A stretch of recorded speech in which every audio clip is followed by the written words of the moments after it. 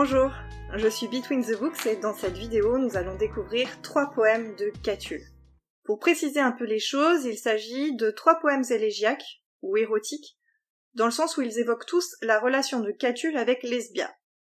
Je rappelle que Lesbia cache peut-être Claudia, une femme très libre de l'époque du 1er siècle avant Jésus-Christ. Leur relation a été passionnelle et mouvementée. Passons maintenant au texte. Je ne vais pas vous faire traduire le texte, mais on va juste observer ensemble son fonctionnement. La traduction que j'utilise ici est libre de droit et toujours disponible sur le site Itinera Electronica. Alors elle date, elle n'est pas très proche du texte latin, mais elle vous permettra de comprendre le sens. Premier poème, il s'agit du Carmen II. C'est un poème dédié aux moineaux de Lesbie. Passer deliciae meae puellae, qui cum ludere, quam in sinu tenere, qui primum digitum dare appetenti, et acris solet incitare morsus, cum desiderio meo nitenti, carum nescio quid lubet iocari, et sola ciolum sui doloris, credo ut, tum gravis acquiescat ardor, te cum ludere sicut ipsa possem, et tristis animi levare curas. Tam gratum est mi quam ferunt puellae, pernici aureolum fuiste malum, quod zonam soluit diu ligatam. Moineau, délice de mon amante, compagnon favori de ses jeux, toi qu'elle met sur son sein, toi à qui elle donne le bout de son doigt à baiser et dont elle provoque les ardentes morsures, lorsqu'elle s'efforce, elle, mon doux désir, par je ne sais quels tendres ébats, de soulager un peu sa douleur, puissé-je jouer avec toi comme elle, et alléger ainsi les peines de mon âme triste. J'en éprouverai autant de douceur qu'en eut, dit-on, la jeune fille agile, de la pomme d'or qui lui fit délier sa ceinture depuis longtemps nouée. Alors vous pouvez déjà voir que le poème est en 2 parties. On ne sait pas si ce sont 2 poèmes distincts ou s'il y a une lacune. En tout cas, la tradition les a transmis ensemble. Donc la plupart du temps, les textes, les publications les laissent ensemble. Mais est-ce qu'il y a un lien? On ne sait pas. Alors, le poème commence par une adresse directe aux moineaux de Lesbie, parce que c'est le premier mot du poème, passer. Dans la poésie latine, comme dans la poésie française, la place des mots a son importance. Donc ce passer, qui a donné passero en français, est au vocatif. Le vocatif en latin, c'est le cas de l'apostrophe. C'est assez original de s'adresser directement à un animal, d'autant que l'oiseau n'est pas souvent humanisé ainsi. Cette apostrophe initiale se poursuit tout au long du poème par le recours à la 2e personne du singulier, qui établit bien une forme de dialogue entre les 2 personnages. Ici, il ne faut pas s'étonner du tutoiement. C'est pas forcément une marque de proximité ou de familiarité dans les textes latins. Le vouvoiement de politesse n'existe pas à Rome, ce qui va plutôt marquer le respect. C'est par exemple ici la structure accumulative qui renvoie au domaine de l'éloge et de la prière.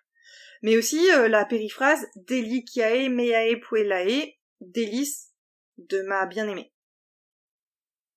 L'oiseau, le moineau, c'est celui de Lesbie. Alors, on le suppose. Lesbie n'apparaît pas explicitement dans le texte, elle apparaît dans des périphrases amoureuses, meae puellae, mon ami ou ma bien-aimée, et desiderio meo nitenti, mon éclatant désir. L'association des 2, moineau et jeune fille, au sein du premier vers, établit déjà ces 2 personnages comme un couple, dont le poète en fait se trouve exclu. Le poème met en scène les jeux de la jeune femme avec son moineau. Ces jeux provoquent le plaisir, alors on le voit avec les mots comme delicae, ludere, iocare, carum, qui évoquent aussi bien la douceur que le jeu. Mais la douleur n'est pas éloignée. À la fois le moineau pince douloureusement les doigts de sa maîtresse, comme on le voit avec acris morsus, des morsures violentes ou ardentes, mais le poète évoque aussi les tristes pensées qui occupent la jeune fille, tout comme le poète d'ailleurs. On peut lire doloris, tristis curas, donc les tristes tourments, ou encore gravis ardor, les tourments d'une passion brûlante. Ce mélange de douleur et de plaisir, propre à l'amour, trouve ici une source d'apaisement, par le jeu, comme le signal acquiescat, s'apaise, et solaciolum, la consolation. Nous avons donc ici une scène raffinée d'une jeune romaine, noble, jouant avec un oiseau pour oublier les douleurs, de l'amour sans doute. Une autre lecture, plus érotique, peut être donnée à cette scène. Avec in sinu, en son sein, et primum digitum, le bout de ses doigts, le poète donne à voir la scène et sa sensualité. Le désir est aussi exprimé par l'initiative de la jeune fille. C'est elle qui met sur son sein l'oiseau, c'est elle qui lui donne ses doigts et provoque les morsures. L'oiseau, lui aussi, est soumis à une forme de désir. Par exemple, le mot appetenti, il signifie proprement qui cherche à atteindre. Alors ça peut être qui attaque, donc ici donc un oiseau qui attaque avec son bec, mais aussi qui désire. Donc les deux sont à l'intérieur de ce mot. Et d'ailleurs, les morsures sont qualifiées d'ardentes, avec acris. C'est pour cela sans doute que le traducteur ajoute la notion de baiser, qui n'est pas explicite dans le texte, mais qui est bien connotée par le choix des mots. Alors certains ont vu le moineau comme une métaphore érotique du sexe, alors sexe du poète ou sexe de la jeune femme. Je vous laisse pour ça consulter la vidéo de la conférence universitaire que j'ai mis en lien dans la newsletter, vous allez voir, c'est vraiment très intéressant. La dimension érotique semble confirmée par la suite du poème. Alors, la partie détachée, donc, ou lacunaire, fait allusion au mythe d'Atalante. Alors, qui était Atalante ? C'était une jeune femme qui provoquait ses prétendants à la course. Ceux qui perdaient étaient condamnés à mort, mais celui qui arrivait à vaincre Atalante aurait pour récompense sa main. Elle a été vaincue à la course par Hippomène. Alors ça dépend évidemment des versions, parfois le jeune homme porte un autre nom, mais la version la plus courante c'est avec Hippomène, et donc Hippomène a semé des pommes d'or sur la route de la course pour ralentir Atalante qui les ramassait. La ceinture dénouée ici, ça renvoie sûrement à son union sexuelle avec son époux. Alors que ce soit de l'érotisme ou un raffinement délicat, de toute façon, le poète est exclu des jeux de sa bien-aimée.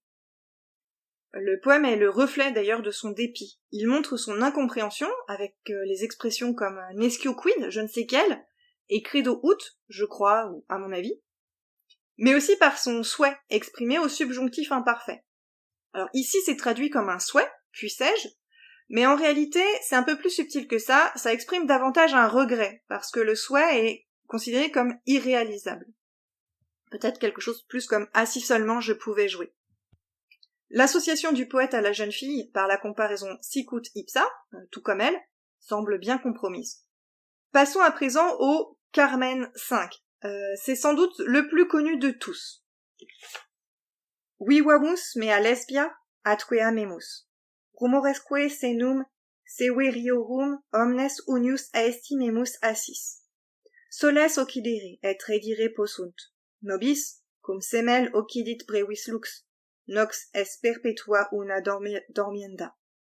Da mi basia mille, deinde centum, dein mille altera, dein segunda centum, deinde usque altera mille, deinde centum, dein, cum milia multa fecerimus, conturbabimus illa, nesciamus, aut nequis malus invidere possit, cum tantum sciat esse passiorum. Vivons, ma lesbie, et aimons-nous. Et moquons-nous comme d'un as des murmures de la vieillesse morose. Le soleil peut mourir et renaître. Nous, lorsqu'une fois est morte la flamme brève de la vie, il nous faut tous dormir dans la nuit éternelle. Donne-moi 1000 baisers, et puis 100, puis 1000 autres, et puis 100, et puis encore 1000 autres, et puis 100. Et puis, après des milliers de baisers, nous en brouillerons le compte pour ne plus le savoir, et pour qu'un méchant ne puisse nous jeter un sort en sachant lui aussi le compte de nos baisers. Ce poème est adressé directement à la bien-aimée, par le vocatif lesbia et le déterminant possessif mea, qui apparaissent au centre du vers. L'ensemble des verbes sont au subjonctif présent, c'est-à-dire à une forme impérative. Mais il y a aussi un impératif, le verbe da, donne. Le poète engage vivement sa bien-aimée à l'action. Cette vive injonction est renforcée par la structure accumulative, avec les coordonnants atque et que, qui signifient et, mais surtout par la répétition de deinde et dein. Cette forme souligne le ton pressant du poète. À cela s'ajoute l'accumulation hyperbolique des indications en nombre, mille et centum, qui alternent sur un rythme régulier. Mais à quoi le poète invite-t-il donc sa bien-aimée avec autant d'ardeur ? Aimer, bien sûr. Le champ lexical de l'amour et des baisers traverse le poème. Dès le vers 1, on peut voir une association étroite entre la vie, vivamus, vivons, et l'amour, amémous, aimons-nous. Autour, encadrant, le nom de lesbie. La vie ne vaut donc que d'être vécue dans l'effusion amoureuse et dans la sensualité. L'union indissociable des deux amants est d'ailleurs marquée par la seule présence de la première personne du pluriel. La terminaison mous, qui est donc la terminaison de la première personne du pluriel, donne aussi une harmonie sonore au poème. Le poème, à ce qu'on peut voir, propose aussi un carpe diem. Alors, la formule carpe diem, cueille le jour, n'apparaîtra que plus tard dans un poème d'Horace. Mais l'idée ici, elle est déjà présente. La vie humaine est opposée à celle, cyclique, de la nature. Ce cycle éternel est marqué par le pluriel de soles, les soleils, et par les antonymes occidere, mourir, et redire, revenir. Ces soleils s'opposent aux nobis, pour nous. La vie humaine se caractérise par sa singularité, sémel, une seule fois, mais aussi par sa brièveté, brevis. Cette brièveté est d'ailleurs mise en scène dans le texte. Alors, occidit brevis lux, donc la brève lumière meurt, occupe une moitié de vers, alors que son opposé, nox est perpetua una dormienda, il faut dormir une nuit perpétuelle, s'allonge sur un vers entier. La reprise du verbe occidere et occidit souligne ainsi l'opposition entre vie humaine et vie de la nature. La finitude humaine apparaît comme un destin, avec la notion d'obligation donnée par l'adjectif verbal dormienda, et qui apparaît dans la traduction avec il faut. À ce couple uni s'opposent deux types d'autres personnages, les vieillards et les gens méchants. Les vieillards sont évidemment le contraire de la fougueuse jeunesse du poète et de sa bien-aimée. Ils incarnent la morale contraignante qui refuse les plaisirs de l'amour. Et l'ironie ici, elle est notamment visible par le comparatif d'excès severiorum, trop sévère. Le méchant, qui malus, donc quelqu'un de mauvais, renvoie sans doute ici au jaloux. Parce qu'en fait, dans l'Antiquité et dans le monde méditerranéen en général, on croit que le jaloux peut jeter le mauvais œil. Alors pour l'empêcher de faire son office, il faut l'empêcher de compter. Bon, on voit bien aussi que c'est un jeu érotique, puisque le poète demande à la jeune fille de recompter depuis zéro, et donc de recommencer leur jeu de baiser depuis le début. Alors ce poème de Catulle a sans doute inspiré le poème 18 de Louise Labbé, parce qu'on retrouve de nombreux procédés dans ce poème, des procédés propres à Catulle, enfin, qu'on a vu dans les poèmes de Catulle. Baise mon corps, rebaise et baise. Donne-moi un de tes plus savoureux, donne-moi un de tes plus amoureux, je t'en rendrai 4 plus chauds que braise. Las te plains-tu, ça que ce mal j'apaise en t'en donnant 10 autres doucereux. Ainsi mêlant nos baisers tant heureux, jouissons-nous l'un de l'autre à notre aise. L'or double vie à chacun en suivra, chacun en soi et son ami vivra. Permets m'amour penser quelque folie. Toujours suis mal vivant discrètement, et ne me puis donner contentement, si hors de moi ne fait quelque saillie. Je vais vous présenter un dernier poème, le poème 85, qui est très très court. Odi et amo, quare it faciam fortasse requiris. Nescio, sed fieri sentio, et excrucior. Je hais et j'aime. Comment cela se fait-il, demandez-vous peut-être? Je l'ignore, mais je le sens, et c'est là un supplice. Je ne m'attarderai pas sur son style et sur son analyse. Il présente cependant une antithèse amoureuse, odi et amo, qui traverse la poésie lyrique. L'expression de la souffrance amoureuse se retrouve tout au long de l'histoire de la poésie, et se retrouve d'ailleurs aujourd'hui aussi dans l'univers de la chanson. Alors pour preuve, toujours un poème de Louise Labbé qui joue sur cette antithèse, c'est un poème de Louise Labbé qui est sans doute là le plus connu. Je vis, je meurs, je me brûle et me noie, j'ai chaud extrême en endurant froidure.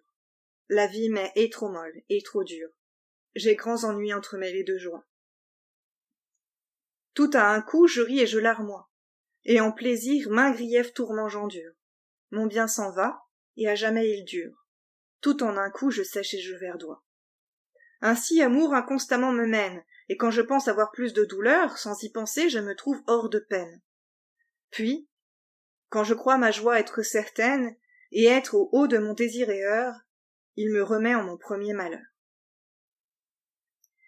C'est ainsi que se termine cette analyse des poèmes de Catulle. J'espère que ça vous aura plu. N'hésitez pas à laisser un petit commentaire sous la vidéo ou un petit pouce bleu. Je tiens aussi et toujours à rappeler que ces analyses sont les miennes, ce ne sont pas des analyses universitaires, elles n'ont pas pour but d'être exhaustives, mais d'être une première approche de la poésie, elles ne sont donc forcément pas complètes. Je rappelle aussi que ma lecture du latin n'est pas une lecture reconstituée, c'est la lecture telle que moi je l'ai apprise à l'école. Elle ne respecte donc ni l'accentuation, ni le roulement des R, etc. J'espère néanmoins que je vous retrouverai pour le nouveau numéro de la newsletter numéro 3. D'ici là, je vous dis à bientôt et je vous souhaite une bonne découverte du latin.